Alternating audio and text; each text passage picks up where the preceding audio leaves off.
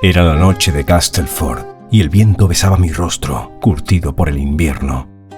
La luna de Idaho, amarillenta en su cándida palidez, colgaba del cielo como un diente de ajo recién pulido. Era la noche de los pózoles. Las libélulas del tiempo estaban ausentes. Los agricultores venidos de México para sembrar semillas de esperanza escuchaban atentamente mis palabras deshilachadas.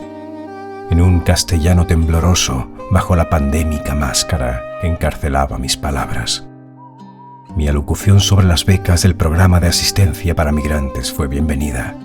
La señora Rivera dejó sus quehaceres de la cocina por un momento y se acercó diciendo: «Edgar, aquella niña que ves allá es mi hija».